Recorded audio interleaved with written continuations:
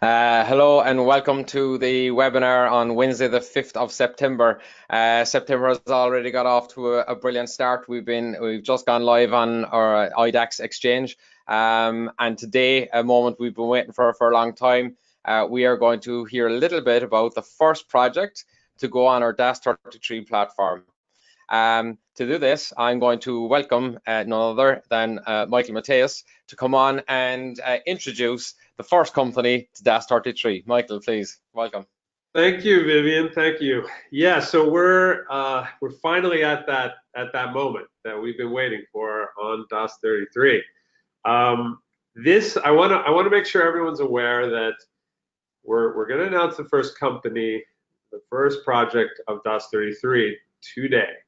Now, keep in mind, this is our beta project, okay? So it's very important everyone understands DAS33 has a process, the evaluation process. So projects will be submitted, they'll be evaluated.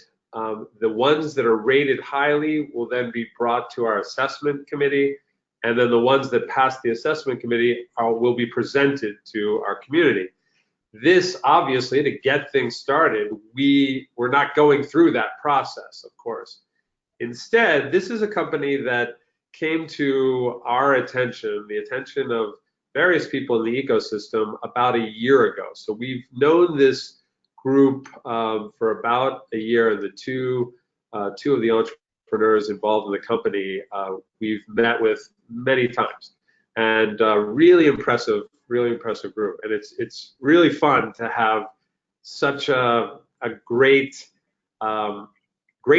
idea, a great technology, and just fabulous people behind the company as our first project. So I'm really pleased with that, and I think everybody's going to really enjoy this whole company and the people behind it. And the first person that I want to introduce that is behind it is the company's CEO. And so first let me unveil the company itself. There's rumors have been flying, but the company officially that will be our beta project is called Greenstorc. And the CEO of Greenstorc is Mr. Paul Flynn. So I want you to join us, Paul, if you can come on. Is he, there he is. Hello, world. Hello. Greetings from London. Excited to be here. Welcome. Yeah, great to have you here. Great to have you here, Paul. Thank you. I am thrilled about this project, and I want you to just help others understand why you have been on this journey. Tell us about the journey you've been on first and foremost. Maybe begin with just some little background on yourself. Okay, I like to say I'm the product of a London party in the late 70s. A Ugandan mother, Irish father. I grew up in various countries. I was actually born in Germany. I grew up in Germany, the Netherlands, spent some time in Uganda, East Africa, where I still have family to this day. I was educated in business law primarily. Educated in Netherlands, Scandinavia, and Germany, even Russia briefly, just to put that out there as well. And then spent several years working in international compliance projects. I entered the energy space in 2009, and this leads up to Greenstorc, where I am right now. So with a compliance and regulations background, I was very, very lucky with some of the partners that are involved with us now to join the offshore wind space just when it was launching. So at that point, I was working for a private-public partnership, part of the Scottish government, which was regulating several billions worth of putting wind turbines into the ocean. I'm multilingual. I was based in Germany. So if you were a German energy company that wanted to do an offshore wind project with the government, Paul Flynn was the person you had to talk to. And I spent several years actually ending up as head of Central Europe. So it's hard work, luck, and circumstance with some multilingual abilities and some training that got me there.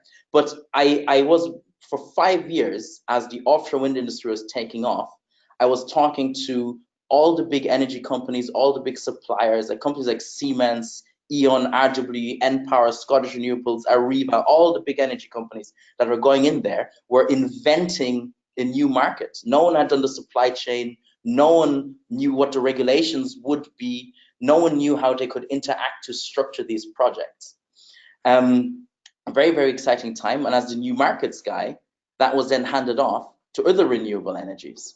And this then introduced me to waste heat recovery, heat to power solutions, which I believe starting now and going into the 2020s, this is where renewable energy is going to move.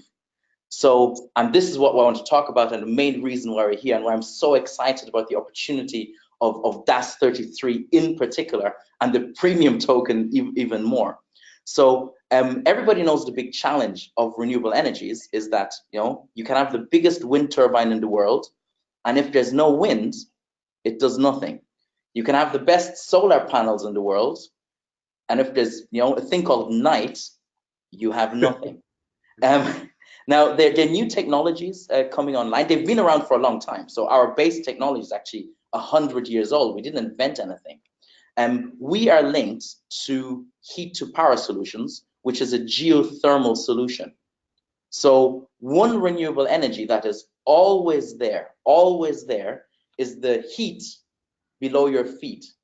So if you just dig a hole deeper and deeper, if anybody has ever gone into a cave, first it gets cooler, but if you've ever been in a mine shaft, it starts getting really warm. Everybody starts taking off all those coal miners in their t-shirts looking muscular.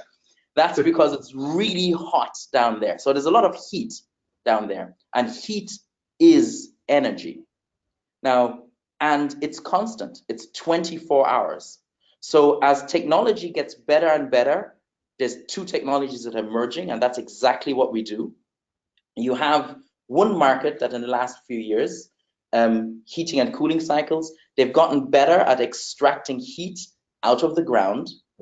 And from our side, we've been becoming better and better at turning heat into electricity. And this emerging market is now at a point that we can, in places like Europe where tariffs are high, governments are very, very supportive of this.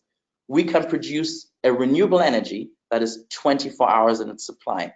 So in places like Germany, France, the UK, the Western world, this is exciting because we reduce carbon emissions, and that's the big government goals that drive this. And governments guarantee the income of an energy project. So if you deliver an energy project, it's the only market in the world, where the government will guarantee for a space of 20 years your income. So you do it once and you will know predictably what you'll earn for 20 years. Very, very exciting in I said, Europe, US, Australia. Where this is even more exciting, and again, DAS33 and premium tokens will come in, and I'll get to the link into crypto in a second. What's really exciting about this is that we can go to places like Africa, India, Indonesia, various island nations that have no electricity today. So there's right now, they estimate in Africa alone, there's 500 million people that have no electricity. And I can verify. So I have family in Uganda and East Africa. And actually my grandmother, at 15, I promised I will figure this out. At 15, I told my grandmother, I'll figure this out. And because over there, like power could go out and not come back for 9 months straight. And even in more developed places like India, India did a project that ended last year where they did power production for 13,000 villages, and only 8% of those have 24-hour electricity. This is something we can't imagine here at all. I mean, when did the lights go out the last time in any place that we've lived in? But there's people with no electricity. Now, solar doesn't work. It works for a house, but it doesn't work for a village. Geothermal does. So while it's exciting to talk about carbon emissions in the Western world, which is good, we're as clean as can be, it's even more exciting because we can make a difference to people's lives that don't have it right now.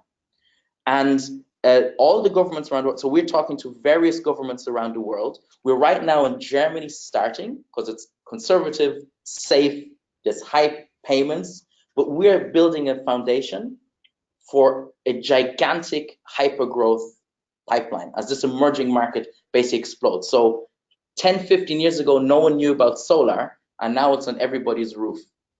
Shallow geothermal, most of you in this call have never heard about it, but this is going to be gigantic.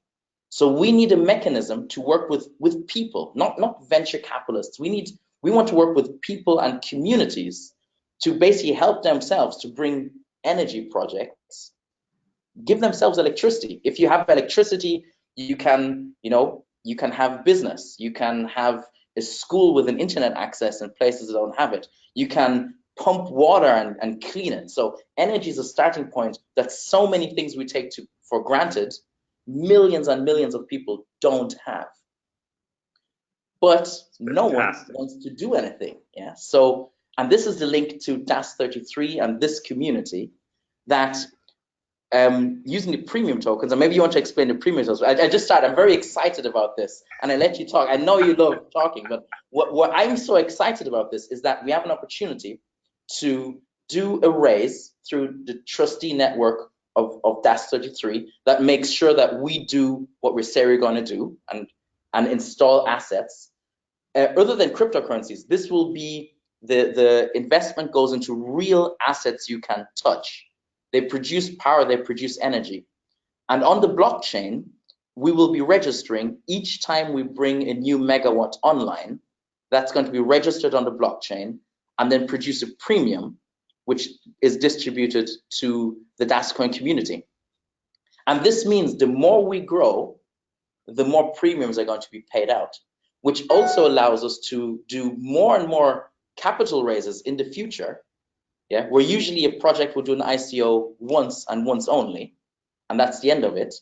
In a structure where we're linking to key performance indicators, and this only works with Das33 right now, this only works with premium tokens. This is such a mind-boggling new thing with an opportunity to grow endlessly and let the people who join at the beginning participate in this growth.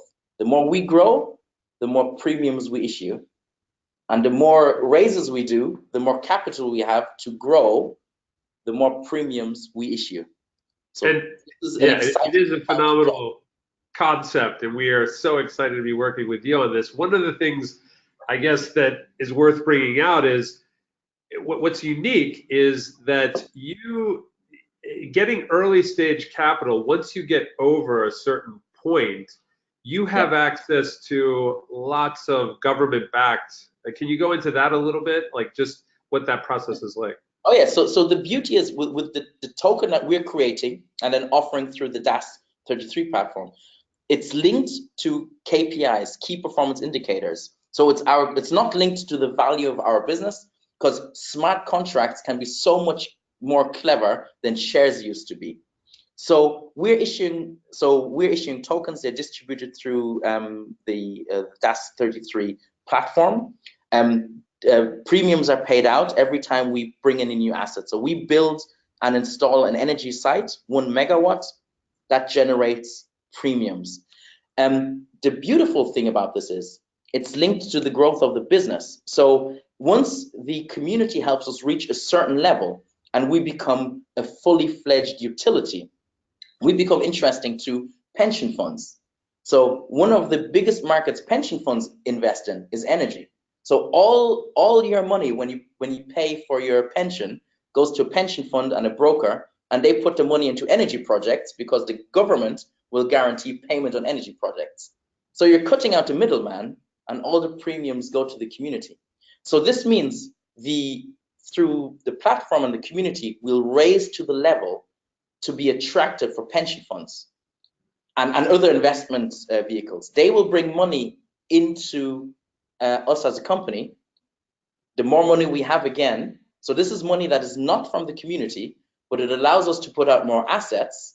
And because your premiums are linked to assets, you get more premiums. So even if we get money that is at later stages, if we grow through money that comes from external sources, the community still benefits.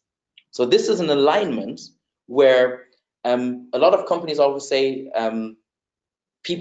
whoever joins us at an early stage will benefit through the entire growth effectively forever, as long as we operate or hand it over in a few years, who knows. But this is something, if you look at the demand, for example, right now the global installation of diesel generation, really expensive energy, really bad for the environment. That's 400 gigawatts. To replace that, and it won't just be us, that to clean that up for the world is a multi-trillion business opportunity. And it really, not billions, that's a trillion. This is all the power for Indonesia. This is all the power for central Indonesia, for central Australia, lots of power in Africa. We're reducing the costs of energy to people that don't have electricity. We're making it available to other people. The growth, the demand on the world is amazing. The UK alone wants to nearly double its energy capacity in the next 10 years. In the news, you keep hearing about, oh, brownouts, we're so nervous, we need to build more nuclear. So as we all have more smartphones, as we all have more computers, we're consuming more and more energy.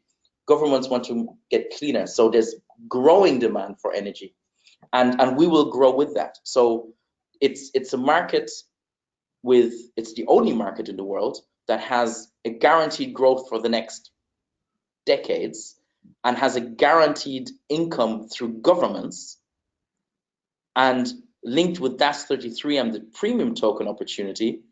It's the only opportunity where someone through the platform can benefit from the growth of a company, rather than us making up shares and saying, well, we don't decide to pay any dividends. That doesn't work, because that's what a blockchain is. So yes. Yeah, this is. I also want to ask you about the state of the industry. ORC, you said, has been around for 100+ years. Yeah. Tell us about what's the Greenstorc secret sauce. You know, what makes the Greenstorc technology so special? Well, I won't say everything about your secret sauce. Yeah, that's like, but in the simplest of terms, and I talk about both ORC and where this energy comes from. So in the simplest forms, ORC, organic ranking cycle, has been around for just over 100 years. In the simplest form, it's a steam engine. The same way a telegraph and a mobile phone let you communicate. So it's the 21st century version of a steam engine. How does a steam engine work? You have water, and it's actually coincidence that I have this glass of water here. So you have water, and if you think of a steam train, you have fire underneath that, and this water turns into steam. The steam goes to a pipe and turns a piston. And now, for example, if you're in those ancient westerns with the trains, you have all the steam coming out. So it's moving pistons, and now this train is moving forward. Now, instead of using that steam to move a piston and move a train, you could connect the pistons to a generator. So like your car and a V8 motor, like if you look at the engine, keeps going like this, that's the moving pistons. They're moving a generator, and now it's producing electricity. That's a steam engine. So steam engines have been around for a while. Yeah, we can all agree on that.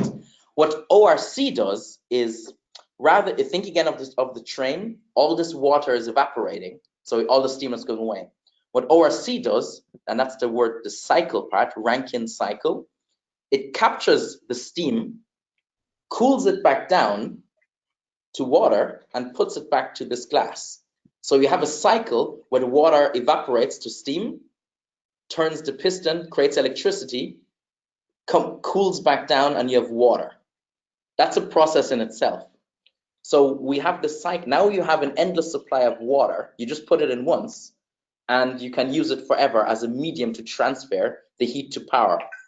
We're replacing the coal underneath. If you think of it again, the steam train, there's a guy shoveling coal into an oven. He's constantly shoveling coal.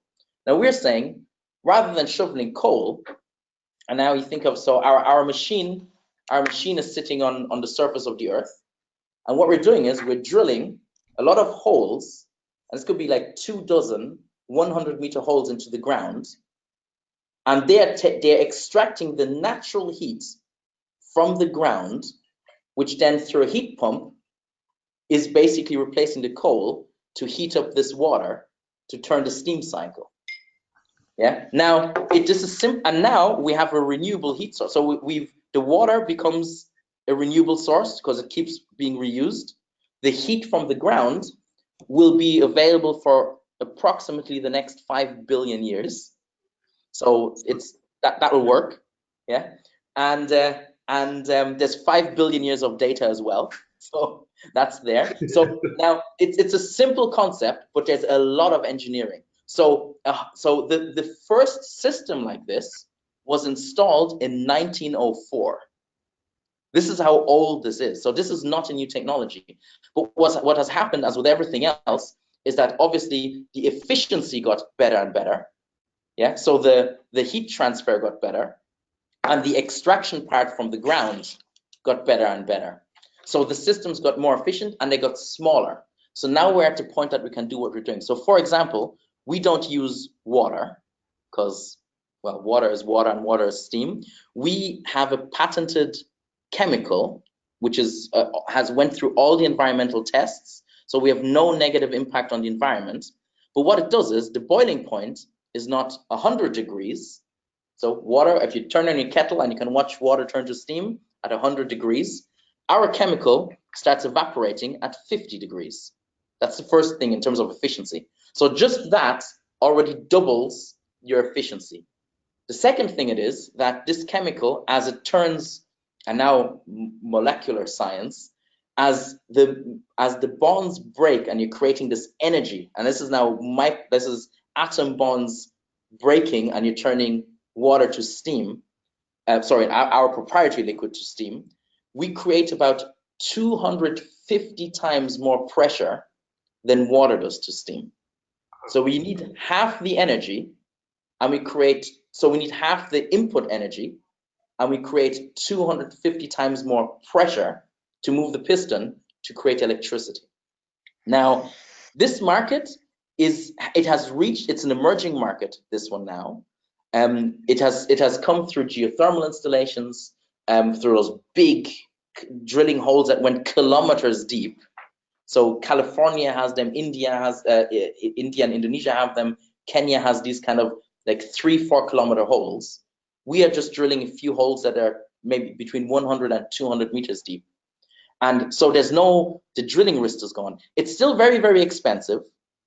Yeah, the efficiency, so the costs will drop over the next few years, the efficiencies will increase, but the governments want this type of technology. So the tariff is very, very high. So the same way a few years ago for solar, if 10, 15 years ago you would have put solar on your roof, you would have received something around 40 pence for your kilowatt hour on the roof. Now you'll receive 4. So there's been so if you could go back in time and could have bought solar in like 1995, when everybody would have said, I've never heard of this. This is crazy. What are you doing? And it was the people who were thinking green. It's the people who believed in innovation and technology growth. So it's those first movers who started solar in the mid 90s.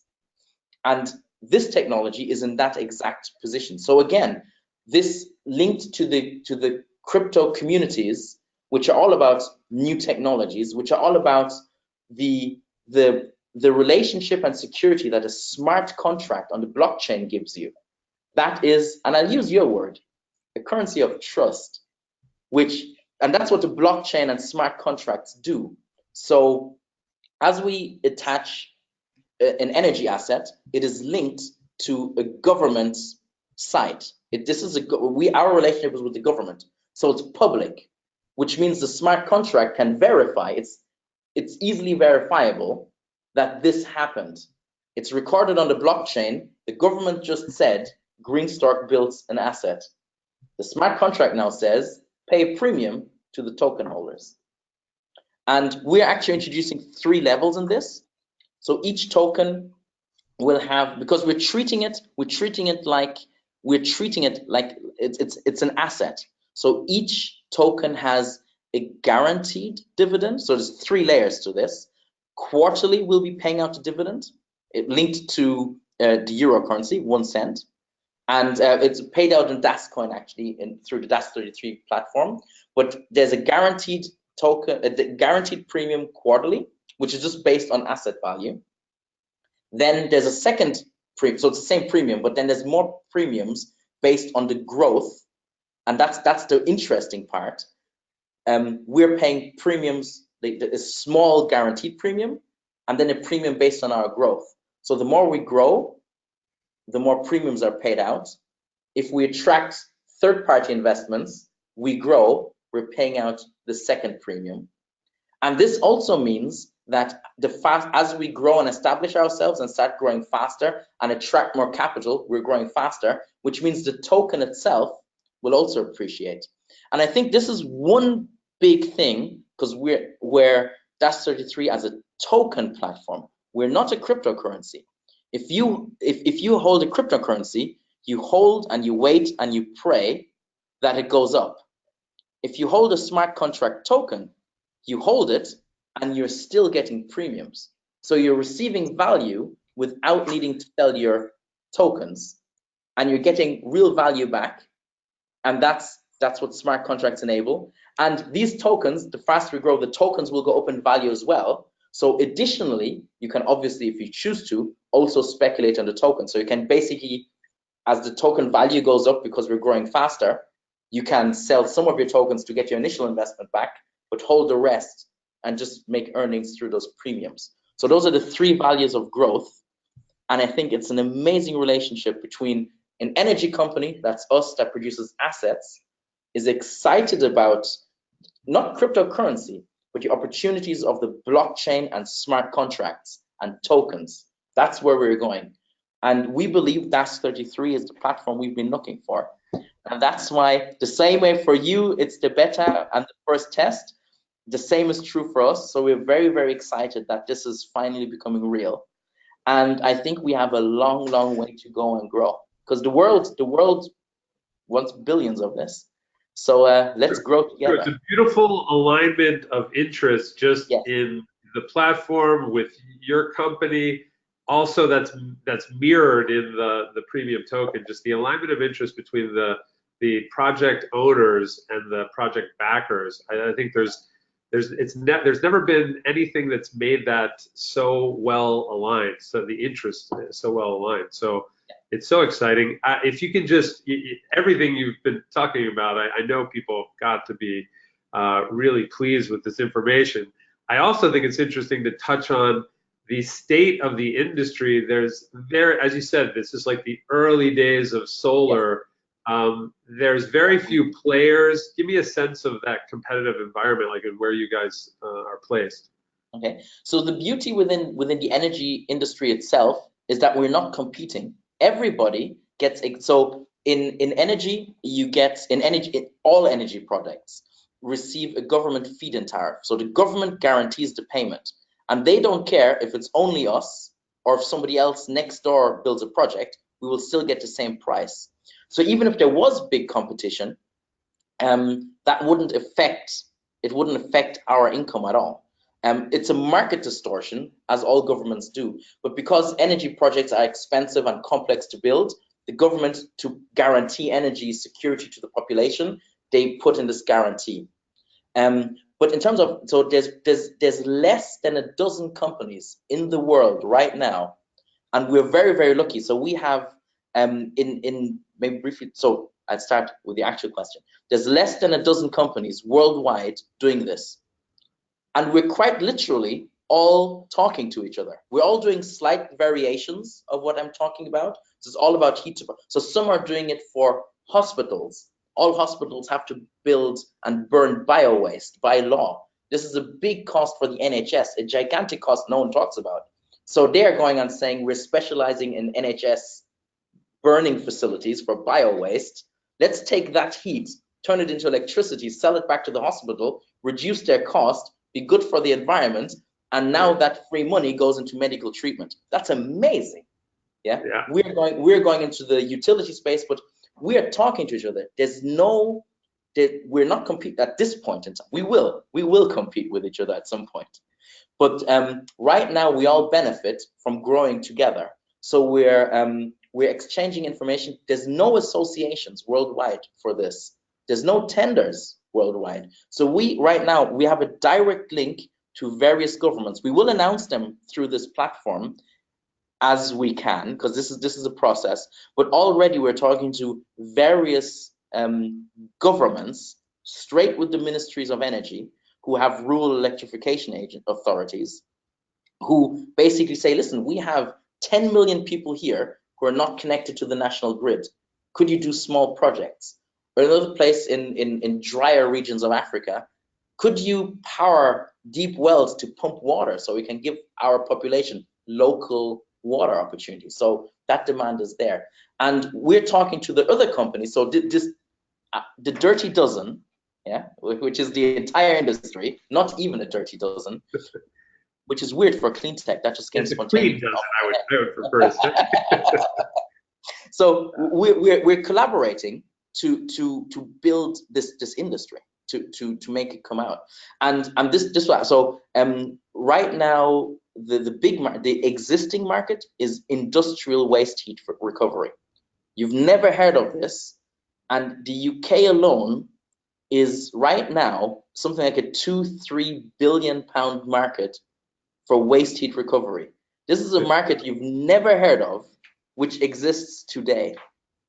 But this is things where like Siemens and Mitsubishi, because they're then going into chemical plants and they're building complex, big engineering projects, but they do worldwide. So while we're also talking of raises that eventually will go into the tens of millions, from a perspective of Mitsubishi or Siemens, that's too small to care about.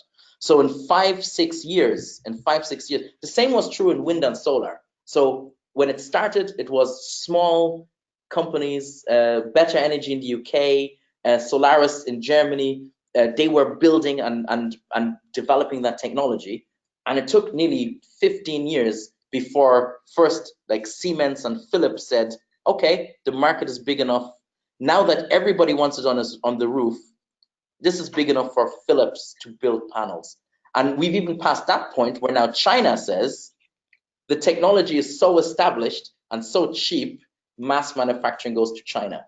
So we're at the point where small SMEs are developing this using high government grants. So, I mean, we couldn't do this without the support of governments that are basically paying high rates to make this real. So that's true. So, but the government support is there. It's locked in, and it's locked in for the next 10 years. So that's there to stay for now, because it's their interest. It's their interest for this market to go up, because now they're getting a clean renewable energy that has 24 hours of power. That's what they want. And then so the growth and technology development will be in Europe and the US. And the demand, as this technology matures, the demand will be in places like Africa, Indonesia, India, South America, and some places, because they are the people who need distributed power solutions in places. So that's where it goes. It is a lot like a distributed, so we're about the distributed network, distributed ledger. This is distributed power in many ways because of just the nature of it. Exactly. So where a company, I'm not even sure if I should be naming companies, like the big utilities, they want to build 100 megawatt, 200 megawatt project. They want to build big central energy projects or a big nuclear power plant. Those things that cost billions. Now, but in places like India or Africa, they don't have a distribution grid. They don't want 100 kilowatt, a 100 megawatt solution. They want 100 1 megawatt solutions. So like you just said, so we're distributed. So you're putting one here, one here, one here, where it is needed, and the grid will catch up 50 years later. So no one over there has a landline. I mean, here, no one has a landline anymore either. So Africa is skipping landlines for energy, so to say, and going straight to mobile phones. It's the same thing. And if you look at any future grid planning, now there's a lot of community energy projects, community efficiency projects, but even in the UK, across Europe and the US, people are now that technology is allowing this. So people are beginning to talk in microgrids and making independent, communities, zero carbon housing, low carbon housing. You've heard that a lot. Our type of technology is the technology that's facilitating this. So within the energy space, they've been looking at this happening for 30 years, but now it's basically we're popping up and saying hello to the world to be aware of that. So same way, cryptocurrency 2016, my grandmother didn't know what it is, but now she does. Yeah. Shallow geothermal, nobody knows what this is. Very few people outside the industry know what it is. Next year, the year after, everybody will know what this is. It'll be alongside wind and solar and biomass. Shallow geothermal energy production is just the next technology to come out, and that's where we are right now. I really thank you for that overview. I think it's incredibly exciting. Viv, what is your impression of this? He's speechless. Yeah, look, I mean, the project is sounds mind blowing. The technology is amazing. The way it's being structured is so exciting.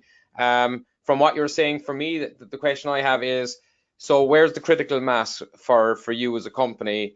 You're saying external companies, maybe venture capital or wherever, will come to this when it gets to a certain point.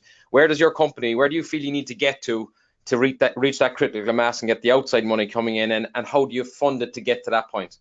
Yeah, we're very, very lucky, and this is, I believe, rare. So I don't want to say that we're unique, but we've been very, very lucky that we have an amazing, so the partners in this have decades. I have 10 years in regulation space, and I briefed ministers, I briefed governments in my time for offshore wind.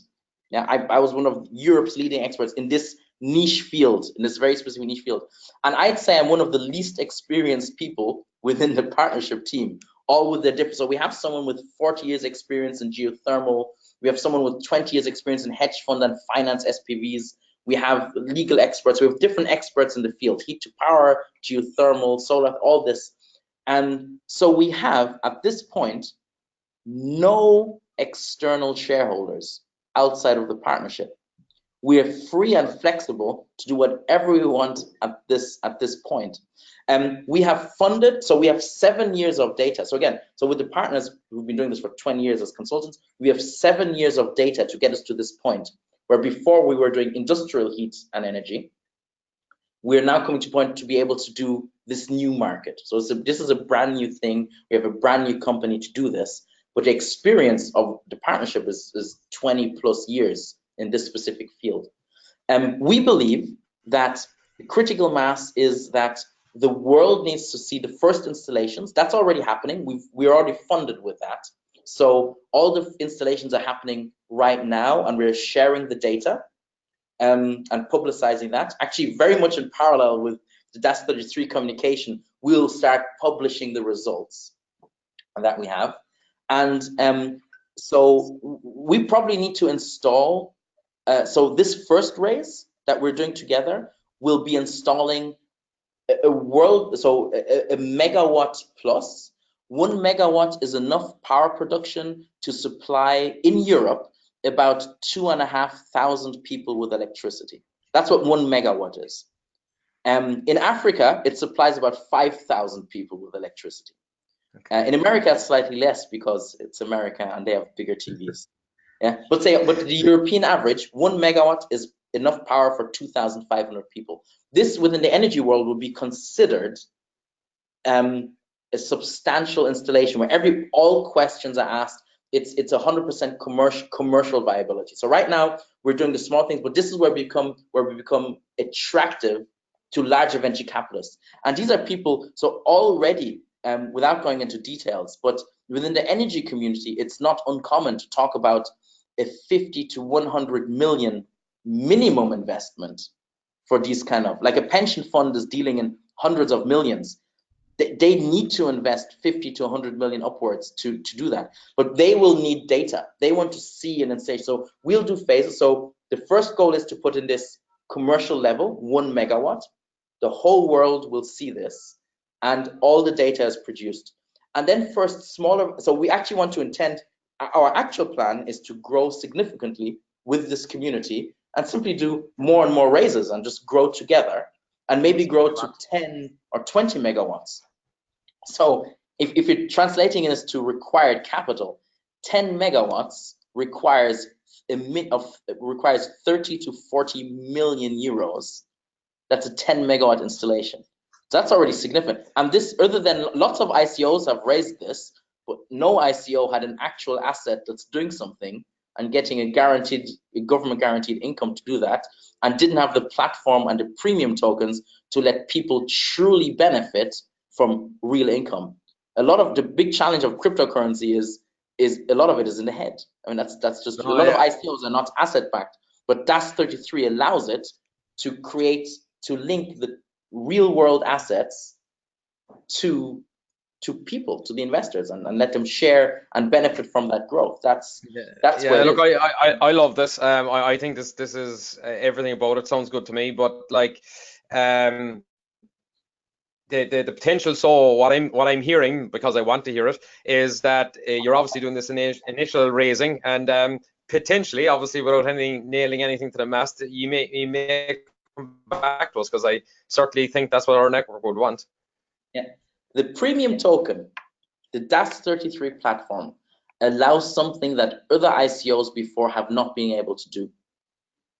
If you launch an ICO traditionally, and then you can only do that once, because if you issue another one, it dilutes the value. But we're not linked to company shares. We're not linked to we're linked to asset growth. So if we raise the first one to get to commercial, global commercial accepted viability, and then that growth, and then at some point there's this magic point where people say, now we're ready. Some pension fund guy whose job it is to be really conservative, would never think of crypto at all. At one point they'll say, this is now big enough for us to access. So that will be 10, 20, 30 megawatts, who knows? We will grow with the community, that path, and even beyond, for that just to happen.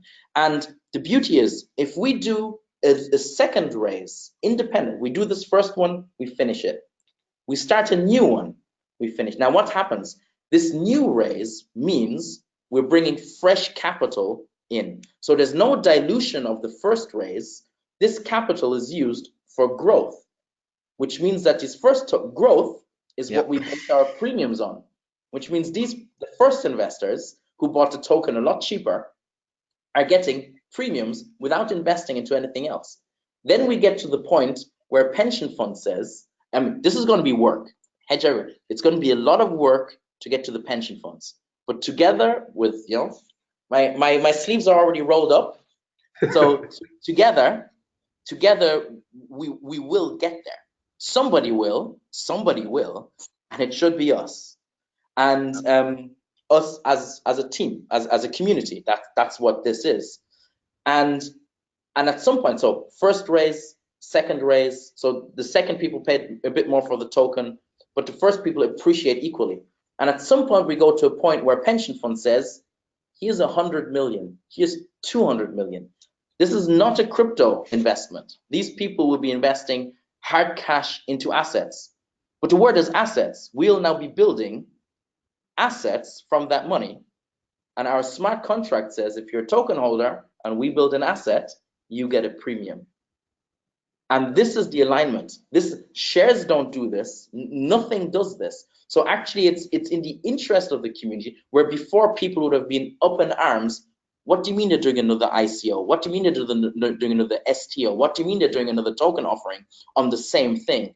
We will be issuing the same token again and again with this platform, and then and grow, and that will produce more assets, and that will share premiums. And this doesn't exist yet. This is a first. Yeah, I think I get it. I think I get it. Michael, we're gone just slightly over the 18 minutes, so if you want to.